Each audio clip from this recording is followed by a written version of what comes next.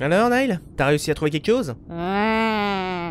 Pardon? J'ai dit non et ça me gave. J'arrive pas à remonter la trace du hacker. Je crois savoir pourquoi. On n'est pas dans l'univers d'origine du signal. Je finis ce que j'ai à faire ici, et après, on décampe pour la dernière étape. Ok. En attendant, j'en fais quoi celui-là? Enlève-lui ses fonctions offensives et remets-le en un seul morceau. Je pense que j'ai une idée.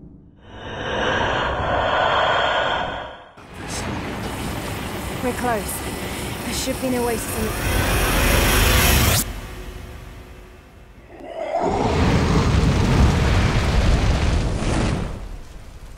Bonsoir à tous et bienvenue à bord de l'Universalis pour cette partie dédiée à l'analyse de l'univers et de l'intrigue de Drakengard 3. Comme à chaque fois, je le précise, toutes les déductions sont faites à partir de ce qu'on trouve dans les jeux, et uniquement les jeux. C'est pas pour rien que cette émission s'appelle les chroniques vidéoludiques. Donc si vous voulez me justifier certains points avec l'univers étendu, c'est même pas la peine, ça ne rentre pas en ligne de compte. L'univers étendu, on s'y intéressera avec l'épisode de conclusion, pas avant. Et évidemment, si vous êtes allergique au spoil, je vous invite à appuyer aussi vite que possible sur le bouton stop.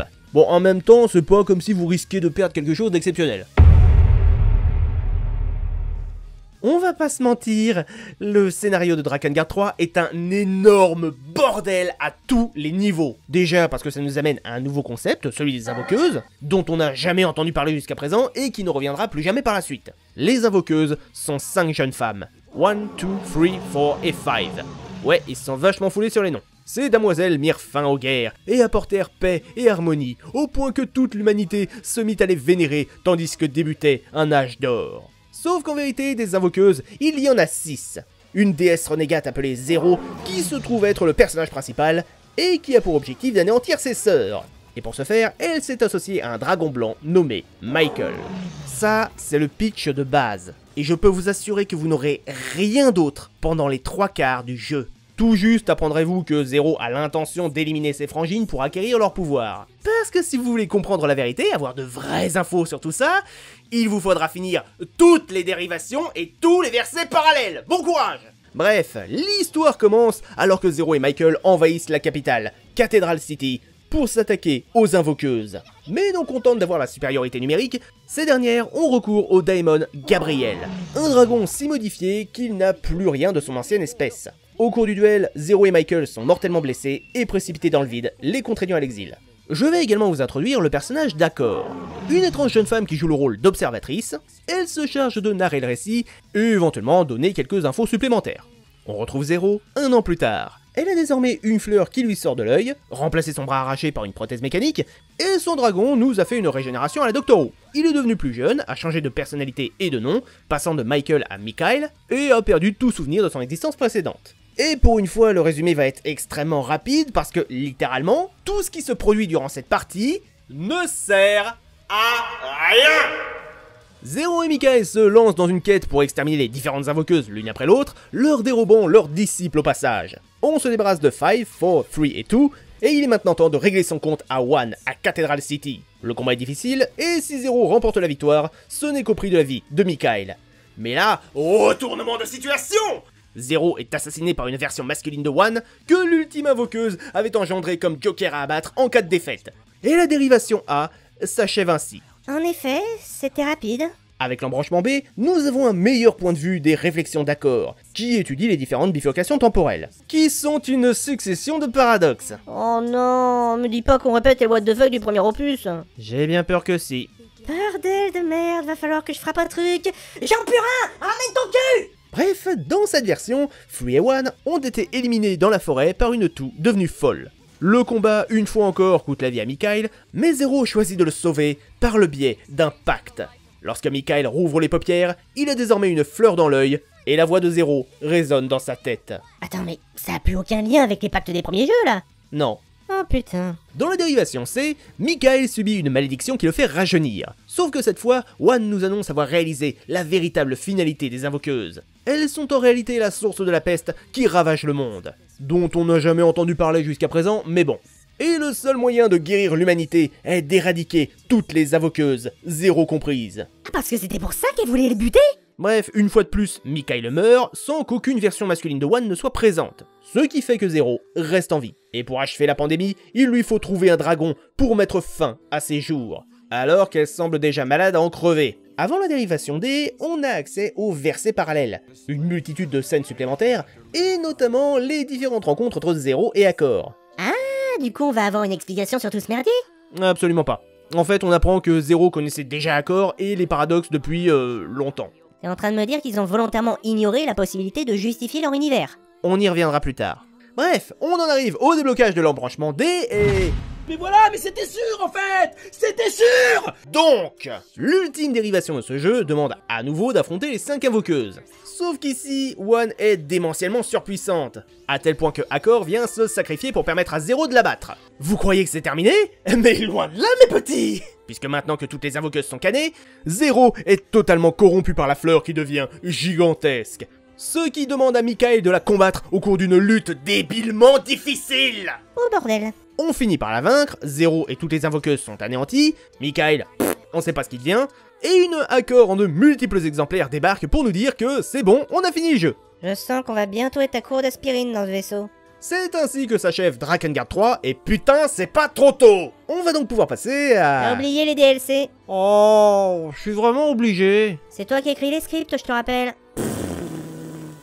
Bon, chacun des 6 DLC va se concentrer sur une invoqueuse en particulier. Et très franchement, si on accepte celui de tout, et éventuellement celui de One, d'un point de vue scénaristique, ça ne vous apporte rien, c'est juste du remplissage. Si le gameplay avait été digne de ce nom, j'aurais dit pourquoi pas, mais tel n'étant pas le cas, les DLC se déroulent avant le jeu principal, à une époque où les invoqueuses œuvraient à éradiquer les guerres. En gros, Five cherche à bouffer, 4 massacre des troupes ennemies et des civils pour faire plaisir à One, 3 doit éliminer ses créations frankensteinesques sur ordre de One, là encore, le plus intéressant restant les origines de la folie de 2, ainsi que la manière dont fut engendré et entraîné le jumeau masculin de One. Et enfin, on a le récit de la rencontre entre Zero et Michael, qui est loin, très loin d'être aussi passionnant que vous pourriez l'imaginer. Bien, maintenant, on va pouvoir passer à l'analyse. Bon, il va falloir qu'on rentre dans le vif du sujet. Et pour ça, je vais commencer par vous détailler ce que le jeu a caché durant toute son intrigue.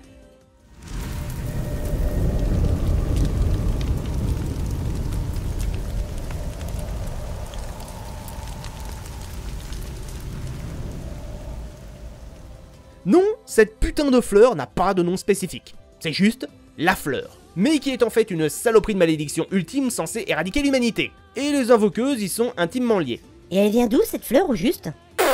Aucune idée. À la base, elle a infecté Zero après sa mort. Ça lui a permis de ranimer son cadavre et lui a conféré des capacités hors normes, dont une régénération totale et une aptitude à invoquer une ou plusieurs créatures extraplanaires par le chant. D'où le titre d'invoqueuse ou en VO, Intoner. Sauf qu'en réalité, la fleur est un parasite létal qui se nourrit de son hôte pour, au final, devenir une menace pour l'ensemble de la planète. En comprenant cela, Zero a tenté de se débarrasser de cette fleur. Mais cette dernière a aussitôt réagi par un mécanisme de protection, en engendrant 5 clones de Zero, qui se sont enfuis peu après leur naissance. Les invoqueuses, je présume? Exact. Mais ce n'est pas tout! Parce que les invoqueuses, elles ont vu le jour en l'an 998. Oui, et... Je te rappelle que le jeu se déroule en l'an 1000. Attends, tu veux dire que toutes ces meufs là, elles ont 2 ans? Oui. Alors que l'intro commence par une légende sur la manière dont elles ont sauvé le monde? À cause de ça, moi je croyais qu'elles existaient depuis des décennies, peut-être même des siècles. Eh ben non. On peut en conclure que la fleur possède une forme de conscience propre qui lui permet de réagir en cas d'agression, soit en entamant une régénération complète de son hôte, soit en se dupliquant. D'ailleurs, on peut remarquer que pratiquement chaque fois qu'une invoqueuse est tuée ou blessée, elle laisse échapper une étrange fumée noire agrémentée de paillettes rouges. Sûrement la source du pouvoir de la fleur. Néanmoins, leur puissance n'est pas illimitée. Certes, elle dispose d'un don particulièrement redoutable appelé Cantate, qui est décrit comme tirant sa source des mondes parallèles. Sauf que pour l'employer, elles ont besoin d'êtres artificiels appelés disciples. Ne demandez pas exactement à quoi ils servent, ils sont juste une aide et on n'en sait pas plus. Et à la fin, on révèle que leur forme originelle est celle d'oiseau. Tout ce qu'on sait, c'est qu'un disciple peut user de la cantate de son invoqueuse en solo, mais cela aura pour conséquence de le renvoyer à son état primaire. Abordons maintenant un autre point.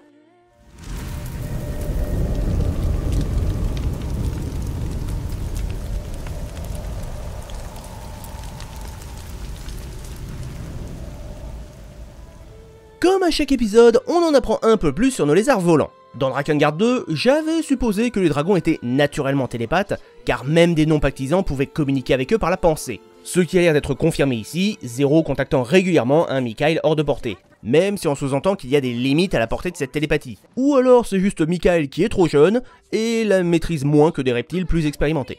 On apprend également qu'ils sont très résistants au froid, même si on s'en doutait un peu, et qu'ils peuvent lire dans le cœur des gens. Cependant, ce dernier point, on peut supposer qu'il s'agit d'une capacité spécifique à Gabriella, puisque Mikhail n'en fera jamais mention. On découvre aussi le principe du vœu. Lorsqu'un lézard est à 2 doigts de clamser, il peut formuler un ultime souhait. Il peut être utilisé pour plusieurs choses, mais l'ordinaire, c'est plutôt un moyen de se réincarner. Et quand je disais que ça faisait régénération à la Doctor Who, c'était pas une blague. Ça implique de renaître sous une forme plus jeune, avec quelques modifications physiques et un changement de personnalité. Bon, la conséquence néfaste étant que le dragon perd l'intégralité de ses souvenirs au passage. Sauf que le vœu n'est pas assuré de réussir à 100%. Lorsque Mikhail demande à vaincre Gabriel, ça foire. Décidément, il aurait été inutile jusqu'au bout celui-là. Mais l'élément principal développé en cet opus, c'est le lien entre la fleur, les invoqueuses et les dragons. Puisque les reptiles et les entonneuses sont des ennemis naturels. Les lézards cherchant à éradiquer la fleur du monde, leur permettant de détecter ses hôtes, et leur conférant une irrépressible envie de les dévorer. De la même manière, les dragons sont la faiblesse majeure des invoqueuses. C'est la raison pour laquelle Zero avait besoin d'un reptile pour leur faire face. D'ailleurs, on apprend qu'une lame forgée à partir d'un croc de dragon est amplement suffisante pour éliminer une chanteuse. L'épée de Zero évoluant en même temps que Mikhail, on peut supposer que c'est aussi son cas. Et c'est probablement pour cette raison que One s'est associé à Gabriella, pour avoir un avantage sur Zero. Maintenant qu'on en parle de celui-là, je peux savoir pourquoi il devient un démon?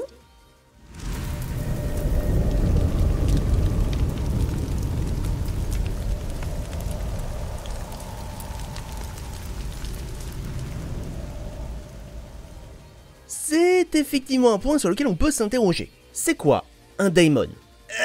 C'est compliqué. Les créatures invoquées par les cantates sont considérées comme étant des daemons. Le truc, c'est que plus on avance dans l'histoire, plus les bestioles des incantations sont appelées des anges. Or, dans l'univers de Drakengard, les seuls êtres en lien avec ce terme, ce sont les archanges. De fait, les invoqueuses et la fleur seraient liées aux innommés. Bah justement, maintenant que t'en parles.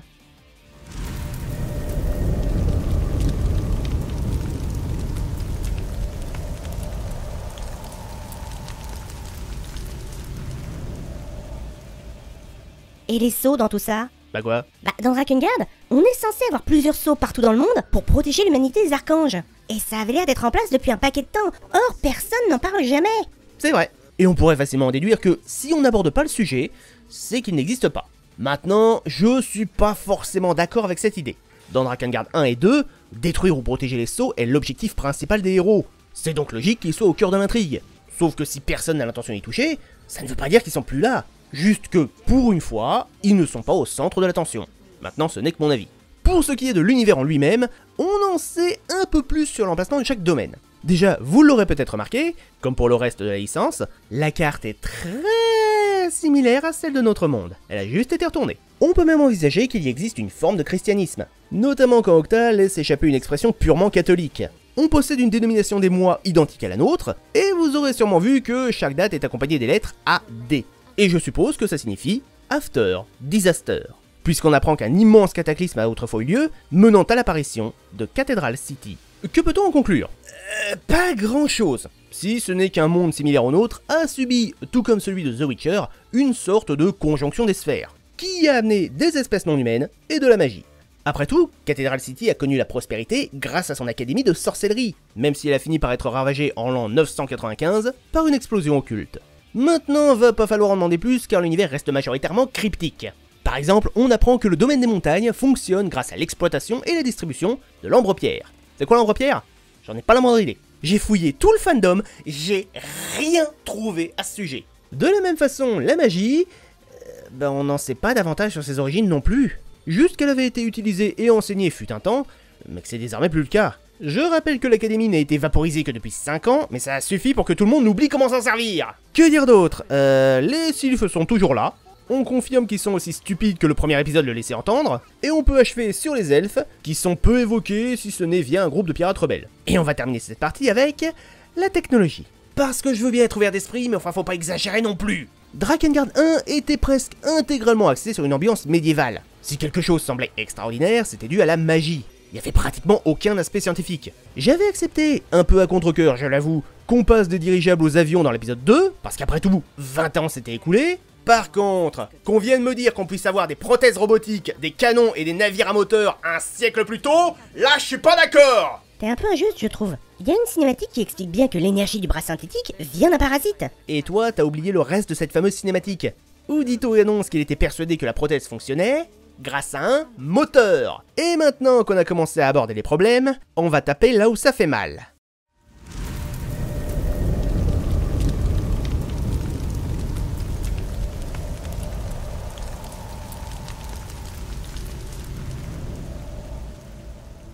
Alors pour le coup, je vais découper ça en quelques sous-parties parce que putain, il y a des reproches à faire. On peut commencer par le retour des chiffres arabes au milieu des dialogues. Je persiste à dire que c'est une faute majeure qui avait pourtant été corrigée dans l'épisode 2. Mais un énorme souci, c'est cette manière de planquer des éléments pour ne pas avoir à se justifier ou pour donner un genre. Si vous y faites gaffe, la façon dont le jeu s'échine à ne jamais prodiguer la moindre info susceptible de permettre au spectateur de comprendre ce qui se passe, ça trahit une incompétence crasse dans l'écriture d'intrigue. Pourtant, ça arrive souvent qu'on révèle des choses qu'à la fin d'une histoire. Ça en fait pas des mauvaises œuvres. Oui et non.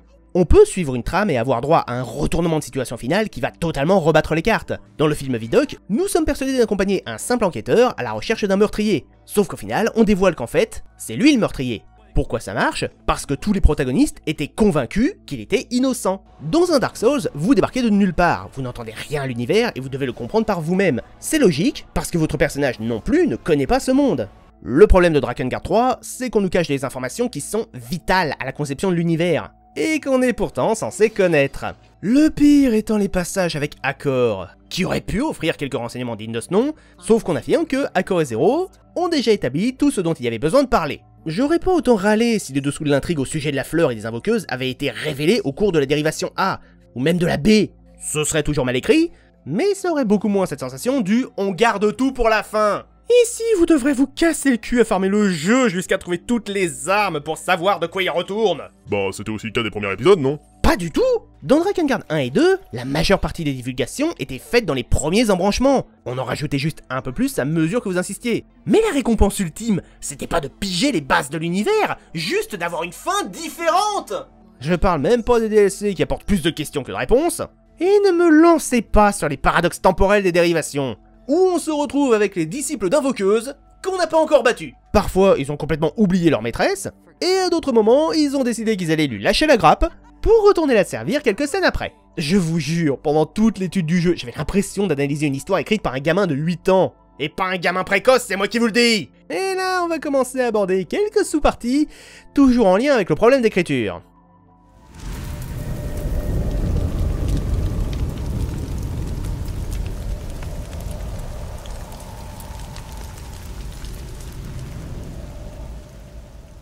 Une des principales choses qui avait plu dans le premier épisode, c'était son côté sombre et glauque. C'était même un des objectifs majeurs de Drakengard 3, refaire le 1 en mieux.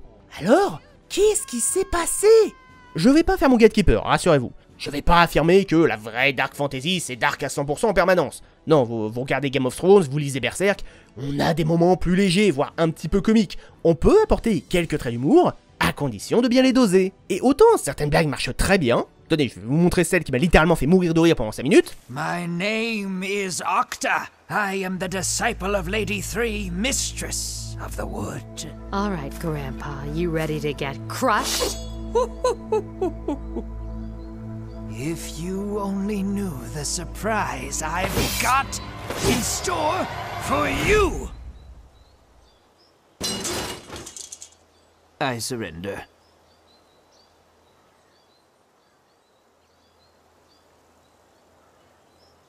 You what? I surrender. Juste ça. Une scène avec un silence sur un plan fixe pendant près de 2 minutes. Parce que l'annonce fait tellement bugger tout le monde que plus personne ne sait comment réagir. Et il y en a quelques autres qui fonctionnent plutôt bien. Mais majoritairement, elles sont soit incohérentes, soit beaucoup trop lourdes. À tel point que de Dark Fantasy sombre et mature, on arrive à un agrégat de gag potache. Ouais, à partir du moment où le soft essaie de te faire rire avec des blagues pipi caca, je pense pouvoir dire qu'on a touché le fond. Et c'est encore plus problématique quand le scénariste décide de jouer avec un élément qu'il ne maîtrise absolument pas.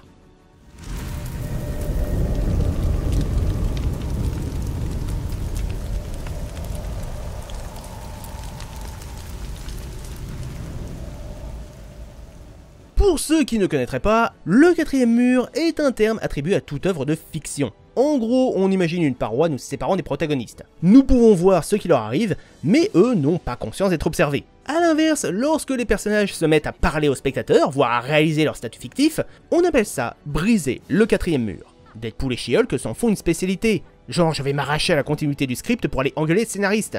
Sauf que dans Drakengard 3, c'est aléatoire. Un coup, l'héroïne va pulvériser le quatrième mur et refuser un game over, et quelques temps plus tard, une blague méta va complètement lui passer au-dessus. Pourquoi est-ce que dans Deadpool, ce genre de délire fonctionne, et pas dans Drakengard 3? Parce que Deadpool possède un univers et une personnalité entièrement dédiés à ce délire. Sauf que ce n'est pas le cas pour ce titre, qui, je le rappelle, est censé être de la dark fantasy premier degré. À la limite, il aurait fallu que Accor soit la seule à faire ce type de blague, puisque comme elle vient d'un monde différent, elle a conscience qu'elle se trouve sous surveillance, d'où ses remarques et sa manière de nous remercier d'avoir joué à la fin de l'histoire. Maintenant qu'on a abordé tout ça, passons à un autre problème.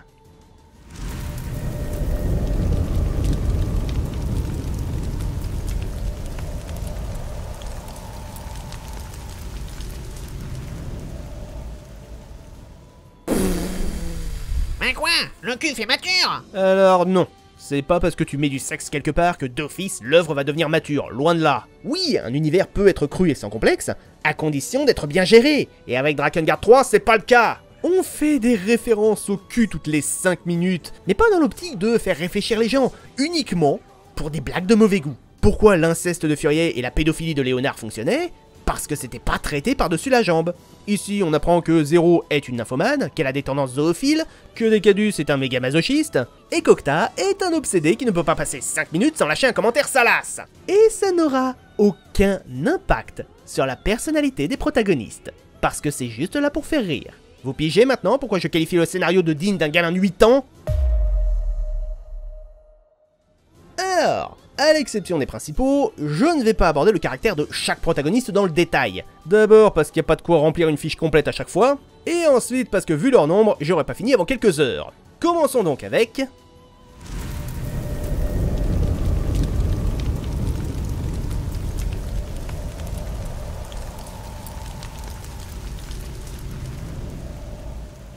Ouais, étrangement, elles sont beaucoup moins développées que leurs disciples. Enfin, quand je dis développées, on peut s'étonner d'avoir une distribution majoritairement féminine, surtout pour un jeu d'action de Dark Fantasy. Et ça, je pense qu'on le doit à Taro Yoko. Puisqu'à la base, Zero aurait dû être un homme. Et notre chère tête de sphère s'est démenée comme un beau diable pour en faire une femme. Bref, nos 5 demoiselles numérotées, que dire d'elles? Eh bah pas grand chose. Five est une nymphomane à l'appétit décuplé, Four se voit comme une sainte mais est en réalité une hypocrite arrogante et assez stupide, dépourvue de compassion et refusant de reconnaître ses torts. Three est une sorte de Dr Frankenstein qui a abandonné toute éthique et morale. Two est probablement la plus sympathique du lot, joyeuse, délicate et sincère, mais dont l'empathie se retournera contre elle, la faisant sombrer dans la folie. Et en dernier, One, qu'on peut définitivement cataloguer comme la plus intelligente, puissante et érudite des entonneuses. Si elle n'a techniquement pas de disciple, elle est parvenue à se créer un clone masculin, et à s'attirer les faveurs d'une dragonne, qu'elle changera par la suite en archange. Mieux encore, elle a été la seule à comprendre la nature des invoqueuses et de la fleur. Enfin, uniquement dans les dernières dérivations. Au point que, poussée par un réel désir de sauver l'humanité, elle est arrivée à la conclusion qu'il faudrait éliminer chacune d'entre elles, Zero incluse. Mais au début, elle a une phrase assez ambiguë. Chantons pour la fin du monde. Est-ce que ça veut dire qu'elle souhaitait l'apocalypse? Excellente remarque, vu qu'aucune des dérivations ne viendra jamais confirmer cette hypothèse d'une One maléfique et soumise à la fleur. Quel que soit l'embranchement exploré, elle semble toujours disposée à protéger l'univers. Quant à la version masculine de One, pas grand chose à dire dessus. On peut considérer qu'en tant que clone, il est pratiquement identique à sa sœur d'un point de vue cérébral. Il réfléchit beaucoup et se pose énormément de questions. Il était le plan B de l'invoqueuse, et sitôt que ça a réussi, il est livré à lui-même, l'amenant à s'accaparer le nom de One et à mettre en place une nouvelle religion destinée à occuper le monde. Bon, ce point étant réglé, passons aux éléments les plus chiants du soft.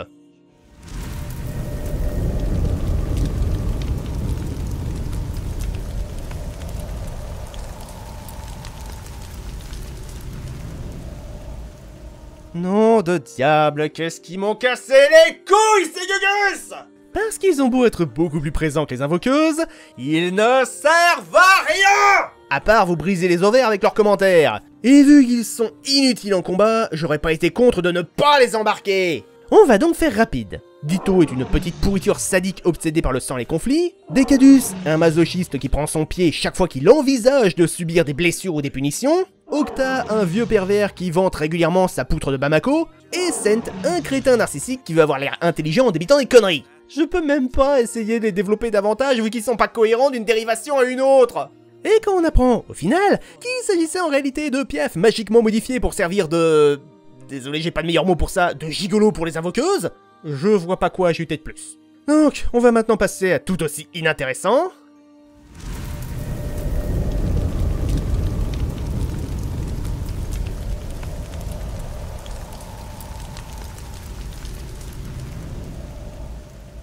Accor est un androïde. Ok, elle vient d'un monde parallèle et a été chargée d'étudier les différents embranchements de l'univers de Drakengard. Sauf que si elle n'est pas censée agir, elle finit par le faire afin d'offrir une chance à cette temporalité. Bah du coup, on peut pas considérer ça comme un élément de personnalité? D'autant qu'on a bien un moment où elle dit ressentir des émotions. Si elle avait été seule, peut-être. Le problème, c'est qu'Accor existe en de multiples exemplaires, qui n'ont pas tous un caractère similaire. On peut même pas affirmer que celle qui se sacrifie était celle qui enregistrait la progression depuis le début. Désolé, mais Accor n'est qu'un personnage prétexte, uniquement là pour faire quelques blagues en plus, et apporter l'excuse du multivers. Sauf qu'elle ne propose ni réponse ni explication, vu que Zero est déjà censé la connaître et avoir eu tous les renseignements bien avant le commencement du jeu. Elle se contente de sous-entendre que, fais gaffe, sa dérivation pue de la gueule. Wow, merci de l'info, connasse! Bref, Accor ne sert à rien.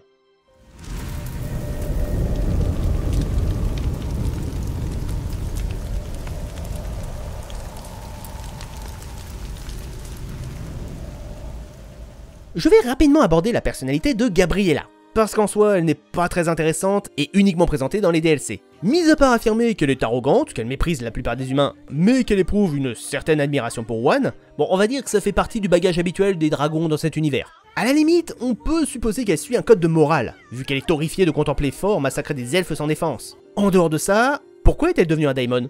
Était-elle consentante? Comment a-t-elle rencontré One? On n'en saura jamais rien. Bref, passons aux principaux lézards de l'histoire, Michael et Mikael, qui techniquement sont censés être le même dragon, mais vu qu'il y a cette histoire de renaissance et d'amnésie, on peut considérer qu'il s'agit de deux individus différents. Mikael est... un gamin. Il cherche constamment l'approbation de Zero et à s'améliorer pour devenir aussi puissant que l'était Michael. Mais bien qu'il évolue de plus en plus, il n'est pas excessivement redoutable, ne maîtrise pas ses capacités, se perd ou se fait capturer assez régulièrement, et la plupart des dérivations le voient mourir au terme du combat final. Il a d'ailleurs la fâcheuse habitude de se répéter, ce qui agace prodigieusement Zero. Il fait cependant preuve d'une empathie assez surprenante pour son espèce, peut-être dû au fait qu'il a été élevé au contact des humains, et essaye systématiquement de se montrer amical avec la plupart des personnes qu'il croise, quitte à demander à Zero s'il ne serait pas préférable de faire la paix avec les invoqueuses plutôt que de les tuer. Au passage, il aime tellement Zero qu'il est prêt à tout pour la satisfaire, quitte à ne manger que de la viande pourrie, ou sacrifier sa vie et ses chances de résurrection pour cette dernière. Même si vu comment elle le traite, c'est à se demander s'il serait pas aussi masochiste que Decadus. Oh, pourquoi tu dis ça? Je te rappelle qu'à un moment, il a cordialement invité Zero à lui vomir dessus. J'avais oublié ce passage.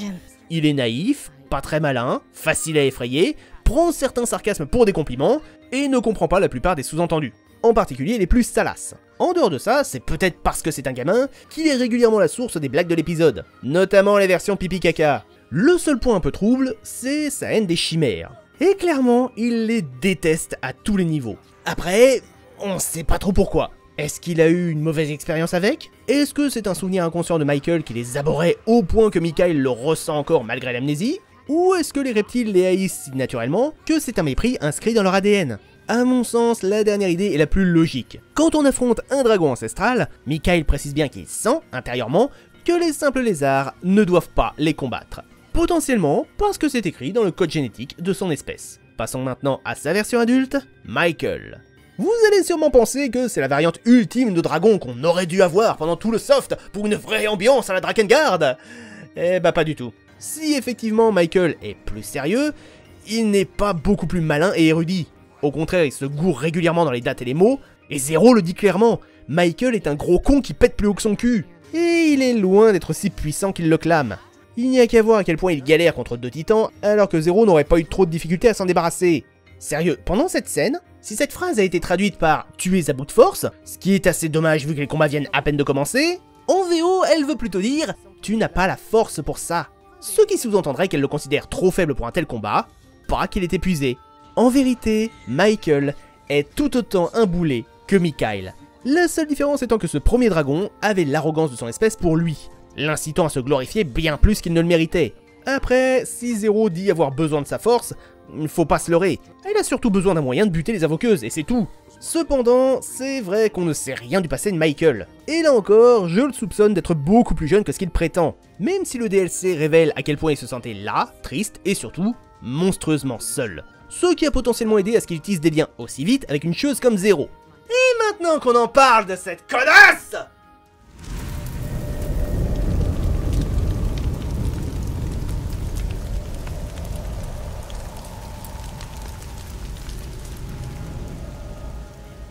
Nom de diable. Je pense que de toutes les chroniques vidéoludiques que j'ai pu faire, Zero arrive, alors peut-être pas en tête des personnages les plus détestables et mal écrits, mais elle est quand même sacrément haut placée. Nous avons affaire à une invoqueuse égocentrique, sadique, colérique, fainéante, cupide, manipulatrice et vulgaire, autant dans le langage que dans le chara-design. Une nouvelle exhibitionniste à ajouter au harem. Youpi. Et également assez stupide. Because it's cold and you smell like a dead bear's ass? Ouais, enfin meuf, tu te baladerais pas en bikini dans la montagne, tu cesserais de te plaindre. Et plus tu restes longtemps dehors, plus t'auras froid, donc arrête de faire ta mijaurée et monte sur ce putain de dragon! Alors, ok, on révèle qu'elle s'est attachée à Mikhail et Michael, ce qui est déjà un exploit vu leur relation, sans parler du fait que, dans la fin B, Zero choisit de transmettre la fleur à Mikhail pour qu'il survive. Oui, elle lui refile la malédiction ultime qui va lentement le dévorer de l'intérieur et causer la fin du monde. Et elle est parfaitement au courant. Merci, connasse! Néanmoins, c'est avec les dragons que l'on trouve les rares points positifs de sa personnalité. Et encore, je crois qu'on les doit surtout à un gros coup de bol dans cette écriture hasardeuse. D'une part, son côté glacial envers Mikhail pourrait être une conséquence de la disparition de Michael, ce qui l'a fait souffrir au point qu'elle continue à en cauchemarder plus d'1 an après. Donc on peut comprendre qu'elle soit aussi réticente à être gentille avec Mikhail. Elle répugne à s'attacher, de peur de le perdre à nouveau. Et pour rester dans les points positifs, on peut voir, grâce à quelques rares répliques, que Zero n'est pas tant une pourriture que ça. Non seulement elle a conscience de ne pas être une sainte, mais également, Mikhail révèle qu'elle souffre de grosses crises d'anxiété qui l'amènent à fondre en larmes quand personne ne la regarde. Mais comme je le disais, le protagoniste est tellement mal écrit que ça pourrait tout aussi bien être un coup de bol des scénaristes plutôt qu'une vraie volonté de faire un truc bien. En dehors de ces très exceptionnels bons points, Zero est un personnage brutal, vulgaire et stupide. Ah, comme Kainé en fait. Ah non, c'est tout le contraire. Kainé, malgré un premier contact brut de coffre, mal élevé et mal poli, ça n'était qu'une apparence qu'elle se donnait. Plus on l'explorait, plus on la découvrait empathique, très intelligente, en dépit de son impulsivité, et surtout on comprenait l'horreur qu'elle avait vécue. Zero, ce n'est pas le cas. Elle est présentée comme un monstre durant les 3/4 du soft. Ce n'est qu'à la fin de l'avant-dernière dérivation qu'on commence à sous-entendre qu'elle œuvrait dans un but noble. Sauf que, c'est trop tard. Dans l'esprit des joueurs, elle est une crevure. Et amener une nouvelle vision du personnage, ça donne la sensation d'avoir été rajouté au tout dernier moment. Je ne dis pas qu'un protagoniste vidéoludique doit forcément être gentil et parfait, loin de là. Tout ce que je lui demande, c'est d'être bien écrit et de pas me prendre pour un débile. Tenez, par exemple, on va rebondir sur une autre réplique du jeu.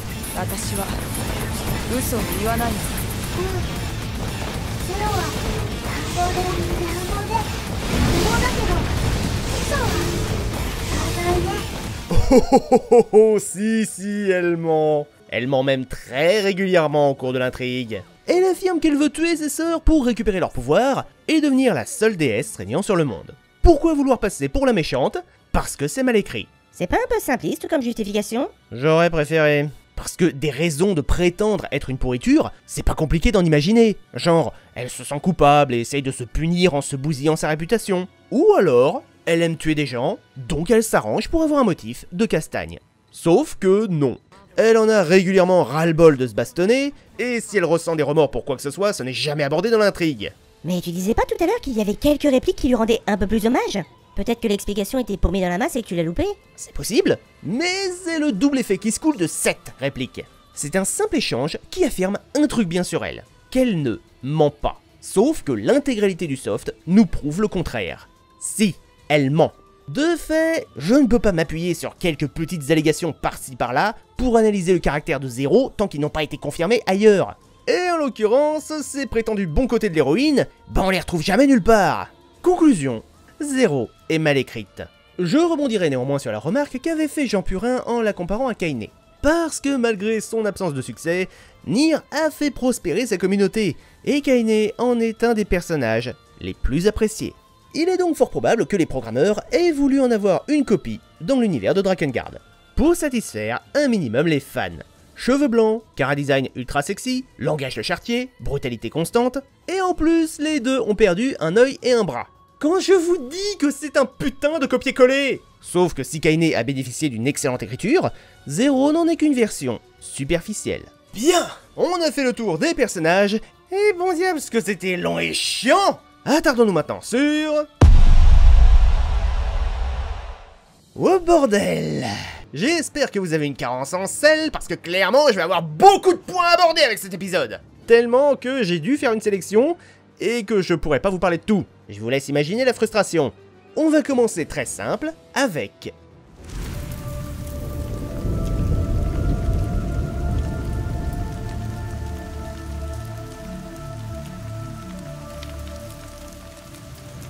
Est-ce que le personnage est en soi incohérent? Pas tellement. Il a été créé par l'invoqueuse pour servir de sonnette d'alarme, afin d'éliminer Zero dans le cas où elle sortirait victorieuse. Sauf que Frère One n'apparaît que dans la dérivation A. Sa sœur se fait buter dans tous les autres embranchements, sans qu'il n'intervienne jamais. Alors on est d'accord, les versions alternatives sont gavées de paradoxes temporels. Mais enfin quand même! C'est un des projets les plus importants de One, qui y a dédié presque toute sa vie! Je vous rappelle qu'elle a 2 ans, donc c'est littéralement presque toute sa vie. Mais dans les univers B, C et D, il n'existe plus. Pourquoi? Très probablement parce que les scénaristes avaient la flemme de l'inclure dans leur plan. Ouais, alors je vous cache pas que dans cette partie, l'absence de qualité d'écriture risque d'être une justification à la plupart des incohérences.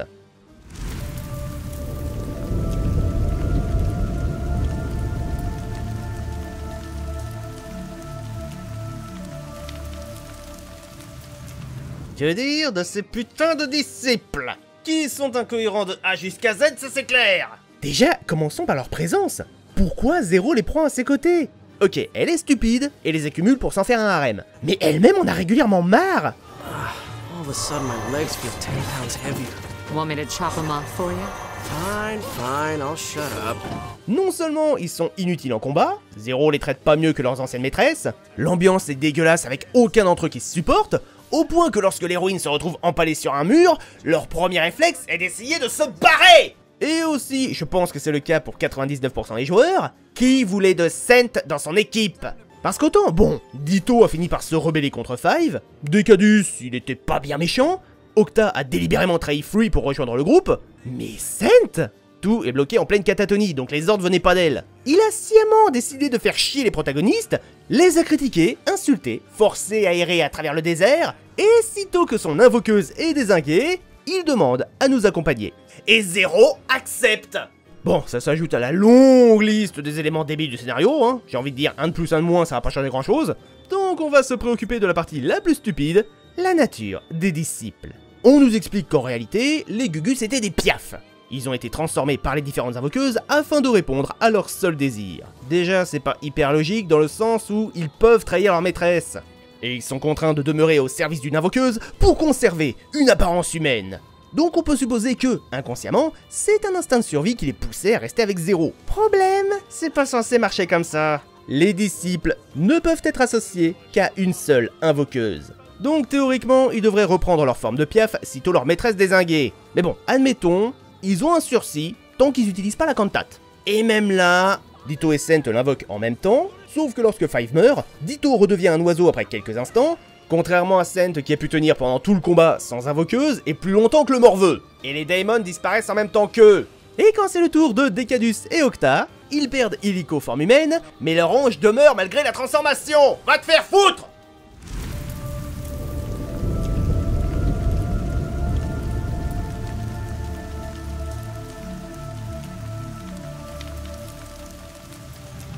Vous savez tous de quoi je veux parler. Presque chaque fois que Zero reçoit une blessure grave, sa fleur donne naissance à un clone de l'héroïne. Clone en parfait état, et déjà rien que ça pose un problème. La première fois qu'on la voit, elle vient de se faire arracher un bras, et ça suffit pour se créer une nouvelle version intacte. Complètement nue et sans sa prothèse, normal, c'est une régénération du corps. Et la deuxième fois, elle réapparaît directement avec son bras artificiel. En plus de ça, si tu peux te régénérer intégralement, pourquoi tu n'as pas récupéré ton bras après le premier combat? Bah, à l'époque, Zero avait pas la fleur dans son œil, donc on peut supposer qu'elle pouvait pas encore utiliser ce pouvoir. Oh, j'aime pas quand il rit comme ça. Mon cher Yegor, te souviens-tu de comment est appelée cette fameuse régénération par les disciples? So, that's how an intoner regenerates? Goodness. So that's how they regenerate. Oui, c'est un talent naturel des invoqueuses, qui n'ont pourtant pas de fleurs dans les yeux. Du coup, je répète, pourquoi Zero n'a pas fait repousser son bras 1 an plus tôt, et pourquoi aucune autre invoqueuse n'usera jamais de cette capacité? Mais il me semble que justement, on lui pose la question pendant l'histoire. C'est exact. On lui demande pourquoi elle ne recréerait pas d'office un nouveau bras plutôt que sa prothèse, ce à quoi elle rétorque qu'elle a des raisons de grande personne. Quelles sont ces raisons de grande personne? J'en ai aucune idée. J'ai parcouru le jeu en long, en large et en travers, il n'y a jamais eu aucune info dessus.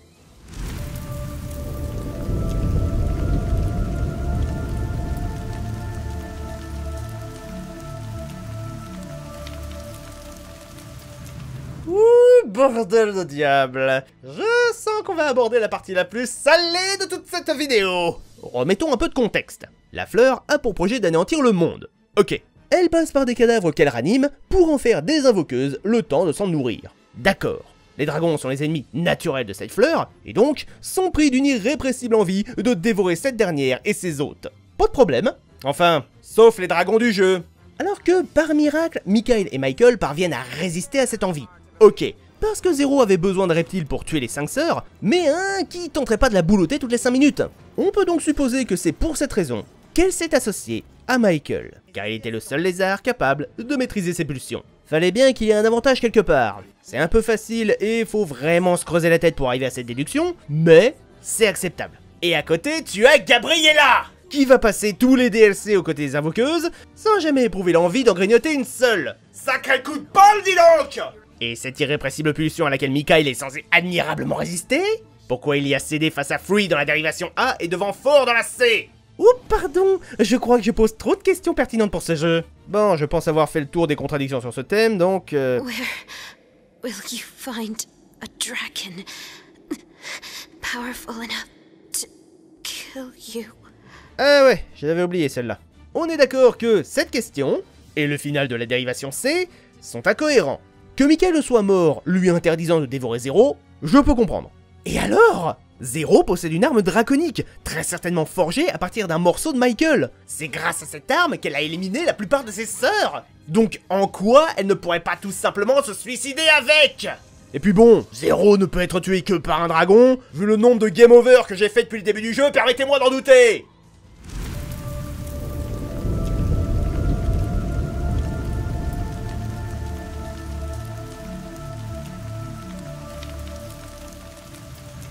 J'ai un gros problème. Pas avec le personnage en soi, hein, c'est une observatrice, elle est là pour étudier les dérivations, et en fin de compte, choisit de désobéir aux ordres pour obtenir une fin satisfaisante. D'accord, c'est pas gênant. Le souci, c'est qu'à plusieurs reprises, elle parle de sceller des embranchements. Systématiquement pour la même raison. La fleur n'a pas pu être éradiquée, elle est susceptible de menacer l'univers, il faut donc l'empêcher de se répandre. Et il serait tout aussi logique de penser, en regardant la frise chronologique, que c'est pour cette raison que certaines dérivations n'ont pas eu de suite, parce qu'elles ont été scellées et n'ont pas pu se poursuivre. Ouais, sauf que si c'est le cas, c'est complètement débile. Dans la fin A, la version masculine de One est toujours vivante, et ça reste un invoqueur. Donc la fleur existe encore dans cet embranchement qui a donné naissance à Drakengard 1 et 2. Qu'est-ce que t'as foutu à corps? Sans parler du fait que sa neutralité est un brin élastique. Maybe you should just let us handle this whole intoner business from now on. Comment ça, vous laissez gérer? Vous êtes pas censé observer sans intervenir? Et à l'extrême limite, juste sceller une dérivation?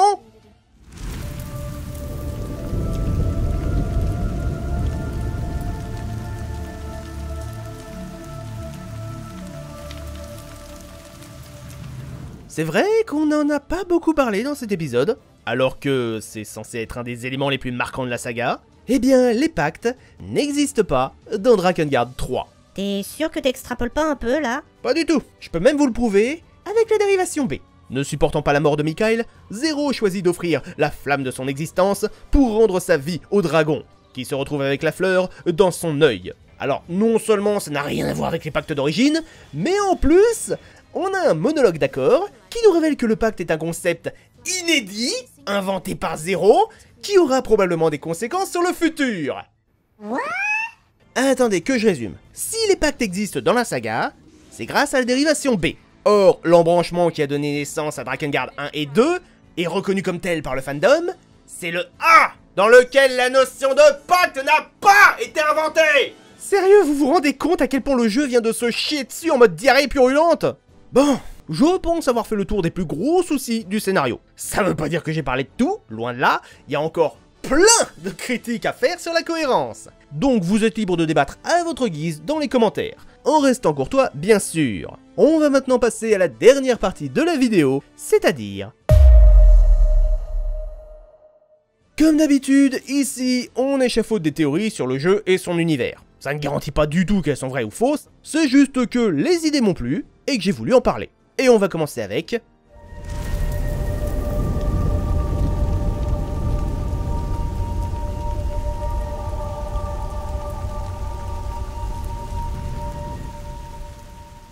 Et si Taro Yoko, en prenant conscience que le jeu n'allait pas être un chef-d'œuvre, avait pris la décision de le critiquer de l'intérieur? Genre Zero qui se plaint de l'absence de logique des événements censés retarder les protagonistes, ou qui perd régulièrement son calme quand on lui demande de faire autre chose que de se battre, du style lui imposer une séquence de plateforme.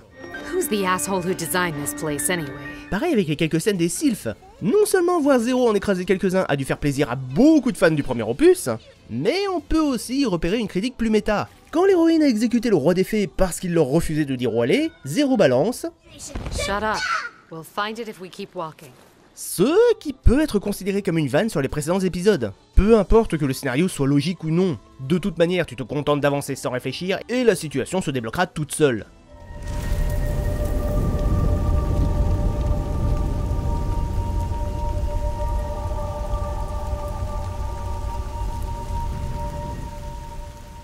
Oula, alors attention, parce qu'ici on va aborder ma théorie favorite. C'est une supposition que Taro Yoko voulait faire passer un message via certains éléments du scénario.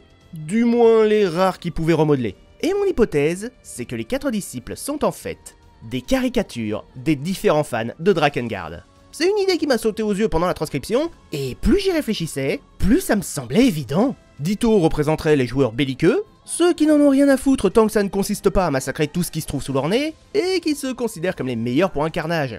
D'ailleurs, le look du gamin m'a vraiment fait penser à un cosplay de Kame, mais remixé pour un ado. Mais en réalité, c'est juste un gosse edgy qui prétend être mature. Decadus le masochiste, ce seraient les hardcore gamers. Ceux qui mettent le level de difficulté maximale à chaque jeu, et qui seront les premiers à kiffer les niveaux à la complexité abominable, du genre des boss ultimes de Drakengard 1 et 3.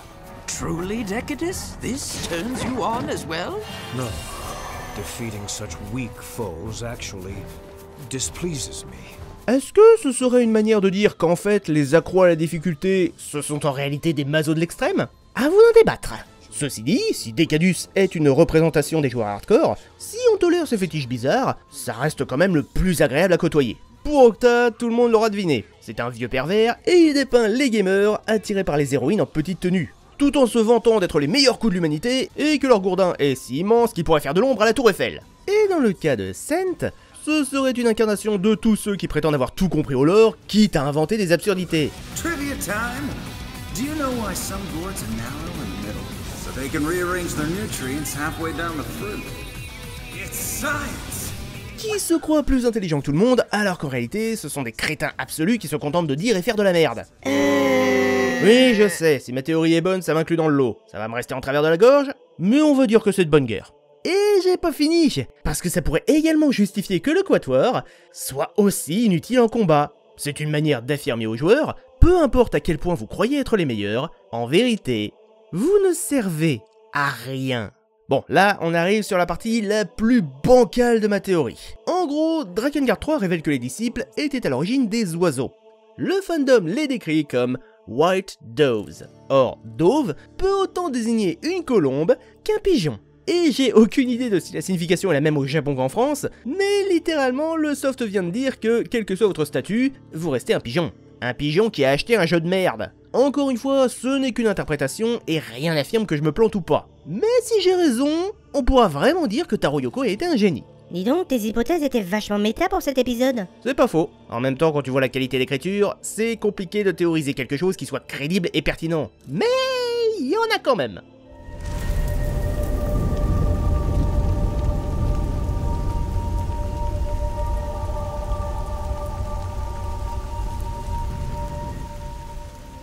L'idée, c'est que le monde de Drakengard 3, où Déambule Zero et les autres invoqueuses, ne serait qu'une simulation informatique. Une supposition que j'ai développée à cause d'Accor, puisque pour immobiliser One, elle réclame un chargement de code. Et quand elle analyse le pacte de Zero, elle parle d'une fonction de reprogrammation de la fleur. Et si vous voyez le jeu comme ça, bah ça rendrait l'incohérence globale presque crédible. La fleur serait un virus informatique à éradiquer, et les dérivations ainsi que leurs paradoxes seraient causés par des bugs. Mieux, si on considère que Drakengard 3 n'est rien de plus qu'une simulation, bah les problèmes de continuité entre lui et les autres épisodes n'ont plus lieu d'être. Alors oui, si c'est vrai, ça pourrait être une manière un peu facile de balayer tous les défauts du soft sous le tapis, mais malgré tout, c'est pas improbable. Bien, maintenant pour les 2 prochaines théories, on va arriver sur du bon gros mindfuck, donc je vous invite très cordialement à vous préparer mentalement.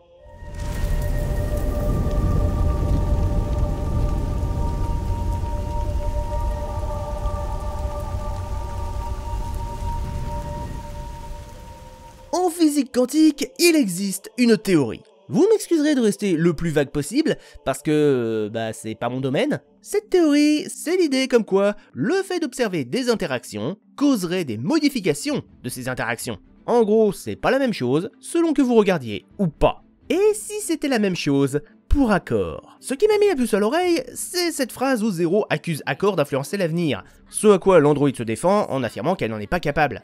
Ou du moins, qu'elle ne pense pas en être capable. Et si c'était parce que Accor a débarqué dans l'univers de Drakengard, que ce dernier a développé des embranchements. Par ailleurs, l'Android n'existe pas qu'en un seul exemplaire.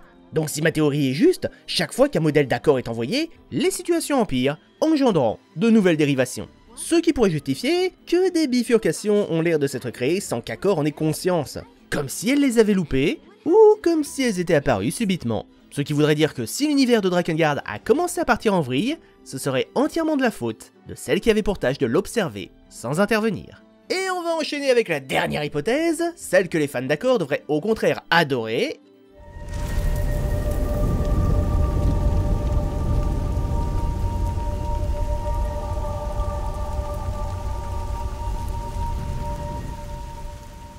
Ah ouais, on passe carrément à la situation inverse là. C'est ça. Alors, comment vous décrire l'idée? À plusieurs reprises, on peut entendre Accor parler de sceller les différentes dérivations. Et du coup, attendez, sceller les sceaux? Non.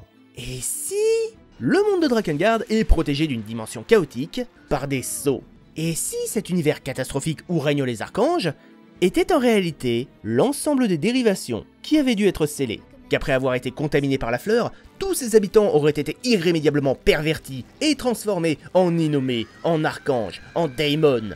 Et ces créatures, désireuses de répandre leur corruption, tenteraient systématiquement de pénétrer dans d'autres mondes, obligeant ces derniers à se préserver à l'aide de sceaux. De fait, en réclamant de sceller les différents embranchements où la fleur n'aurait pas été éradiquée, Accor aurait défendu tous ceux encore à l'abri. Hein, je sais pas pour vous, mais là, Accor là, ça se demandait si elle est la pire ou la meilleure chose qui soit jamais arrivée à la saga. Voilà, j'ai fait le tour de toutes mes interprétations sur le soft, il est temps de conclure. Sans déconner, il y a vraiment besoin que je donne une conclusion à cette bouse? Vous avez pas compris par vous-même qu'il y avait rien à sauver dans cet opus? Le titre a un gameplay rassis et archaïque, et c'est probablement un des beat'em all les plus chiants, difficiles et inintéressants qui existent. En plus de ça, son univers est à la ramasse, sa continuité avec le reste de la saga n'a aucun sens, et l'écriture du monde comme de l'intrigue est à peine digne d'un gamin de 5 ans. Bref, vu qu'il faut lui donner une note, c'est clair et net, il vaut autant que son héroïne, 0 sur 20. Combiné à la note du gameplay, ça nous donne 1 sur 20. Drakengard 3 est une merde. Une incommensurable erreur de la nature, un gâchis de temps et d'argent, qui avait en plus pour volonté d'extorquer un maximum de pognon aux fans par sa pléthore de DLC au prix exorbitant. Drakengard 3, c'était pas un jeu, c'était une arnaque. Et si je regrette la disparition du PS Store de la PlayStation 3, ça a au moins permis la suppression du titre. Et je suis ravi que plus personne ne puisse gaspiller son fric pour cette daube. Bien, je pense en avoir terminé avec la partie Drakengard. Nile, fais chauffer les moteurs, on repart pour une dernière session. J'espère que la vidéo vous a plu, je vous donne donc rendez-vous pour le prochain épisode, qui sera dédié, vous vous en doutez, à Nier Automata. Sur ce, je vous souhaite une excellente soirée, et à bientôt, à bord de l'Universalis.